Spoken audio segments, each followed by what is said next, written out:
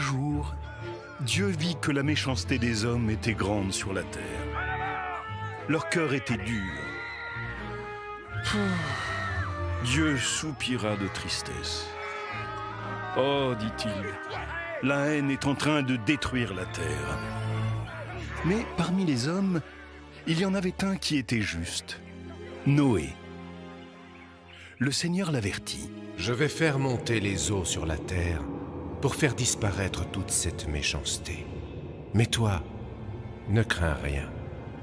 Construis une arche de bois et tu seras sauvé. Dans l'arche, tu feras monter des animaux de chaque espèce. Fais des provisions pour tout le monde. Bientôt, ce sera le déluge. » Le déluge, c'est une immense tempête. Il fallait se hâter. Alors, sans perdre de temps, Noé se mit au travail. Il construisit une arche en bois qu'il couvrit de bitume, selon les plans de Dieu. Les hommes méchants se moquaient de lui. « Que fait Noé ? C'est un bateau. Il doit être fou, il n'y a pas de mer ici. Hé Noé, le soleil t'a tapé sur la tête, que fais-tu? Je construis l'arche du Seigneur. Il m'a averti. Bientôt les pluies du déluge vont engloutir la terre. Le déluge. Ah, tu as raison, hâte-toi. C'est le Seigneur qui te l'a dit. Noé n'écouta pas ces hommes mauvais. Il continua de bâtir l'arche comme lui avait dit Dieu. Avec ses 3 étages, elle était suffisamment grande pour faire entrer toute sa famille et tous les animaux. À peine Noé avait-il terminé la construction du bateau qu'il entendit « Entre dans l'arche, toi, ta famille et tous les animaux. » Noé fit comme Dieu lui avait dit. Il fit entrer dans l'arche les lapins, les souris, les oies, les écureuils, les moutons, les éléphants, les lions, les girafes et tout ce qui vit sur la terre. Et quand tout le monde fut monté dans l'embarcation, Dieu ferma la porte de l'arche. La pluie commença à tomber. Une petite pluie fine.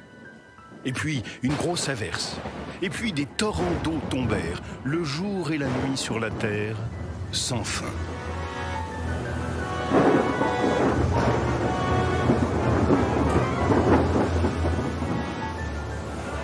Ceux qui étaient dans l'arche étaient inquiets. Les eaux ont tout recouvert. Il n'y a plus rien sur la terre. Qu'allons-nous devenir? Cela fait des jours que nous voguons sans but, au gré des flots, sans savoir. Père, vois comme nos provisions s'épuisent. Nous ne résisterons pas longtemps dans ce déluge. Noé rassura les siens. Mes fils, gardons confiance. Dieu ne nous abandonnera pas.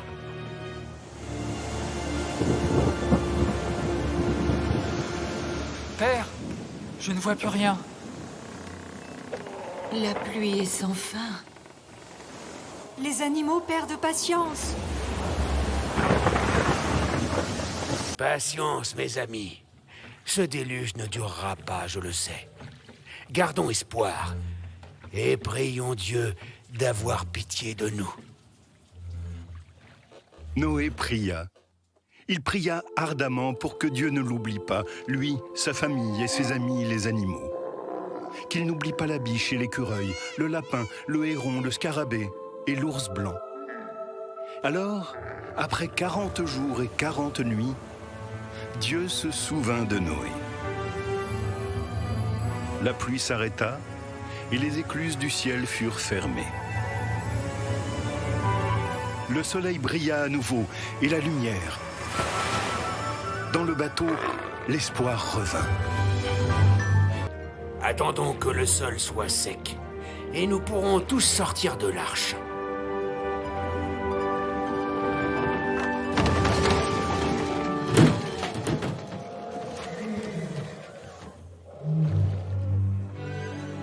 Père, l'arche ne bouge plus.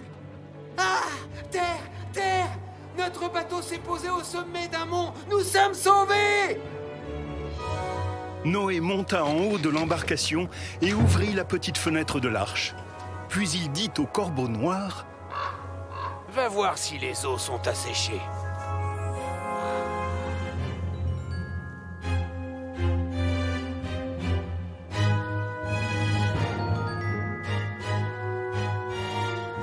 Mais le corbeau noir revint. Noé ne se découragea pas. Il attendit et envoya la colombe blanche.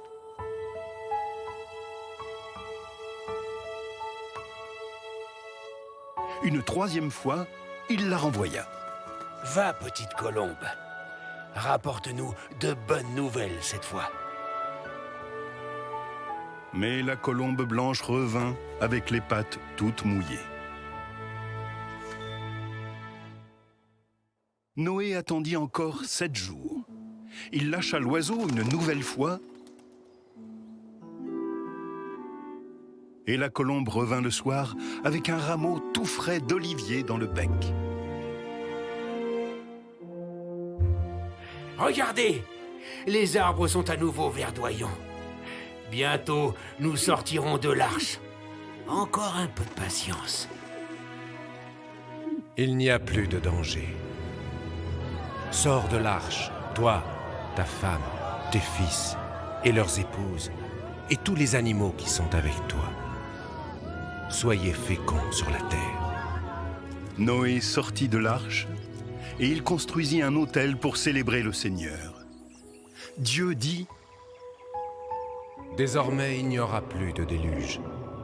Voici que j'établis mon alliance avec vous et tous les êtres vivants. Je mets mon arc dans la nuée. Il sera le signe de l'alliance éternelle entre Dieu et l'homme. Alors, dans le bel arc-en-ciel, Dieu sourit à Noé.